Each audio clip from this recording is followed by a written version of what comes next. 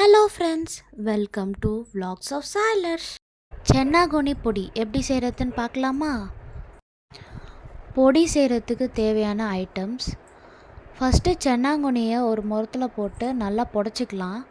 புடச்சதுக்கப்புறம் அதை எடுத்து ஒரு கடாயில் அதை போட்டு நல்லா ஒரு 4 நிமிஷம் போல் வதக்கிக்கலாம். சிம்மில் வச்சுக்கோங்க, அப்போ தான் அடி பிடிக்காது.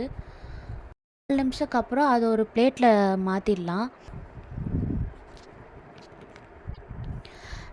குட்டி குட்டி எறாவை தான் சென்னாங்குனின்னு சொல்லுவாங்க. அதனால் இது ஒரு நான்வெஜ் டைப் ஆஃப் பொடி இது. அதே கடாயில் ஒரு 50 கிராம் உளுத்தம்பருப்பு கடலப்பருப்பு போட்டு நல்லா வதக்கிக்கிட்டே இருக்கலாம். சிம்மில் வச்சு நல்லா வதக்குங்க.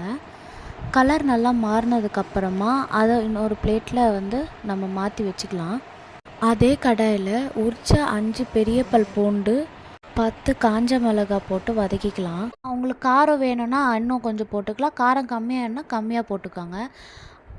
அது கூடவே ஒரு கைப்பிடி அளவு கருவேப்பிலையை போட்டு நல்லா வதக்கிக்கோங்க. கலர் நல்லா மாறணும். மாறினதுக்கப்புறமா அது ஒரு பிளேட்டில் போட்டு எடுத்து வச்சுக்கலாம். ஒரு 2 ஸ்பூன் மிளகு சீரகம் போட்டு நல்லா வதக்கிக்கலாம்.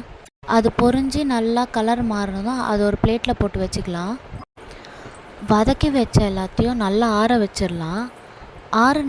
நல்லா ஆறுனதுக்கப்புறமா ஒரு ஜாரில் போட்டு தேவையான அளவு கல்லுப்பு சேர்த்துக்கோங்க. வதக்கி வச்ச எல்லாத்தையும் ஒரு ஜாரில் போட்டு நல்லா பொடியாக மையாக அரைச்சிக்கோங்க. அது நல்லா பொடியாக நைஸாக ஆனதும் அது ஒரு பிளேட்டில் போட்டு ஆற வச்சுருங்க. அது நல்லா ஆறட்டும். ஆறினதுக்கப்புறமா ஒரு கிளாஸ் கண்டெய்னராக பார்த்து அதில் ஸ்டோர் பண்ணி வச்சுக்கோங்க. இட்லிக்கோ தோசைக்கோ இதை வச்சு சாப்பிட்டோன்னா அவ்வளோ சூப்பராக இருக்கும். காரஞ்சாரமாக சூப்பராக இருக்கும். மறக்காமல் ட்ரை பண்ணி பாருங்கள். சப்ஸ்கிரைப் அண்ட் லைக் பண்ணுங்கள் ஃப்ரெண்ட்ஸ்.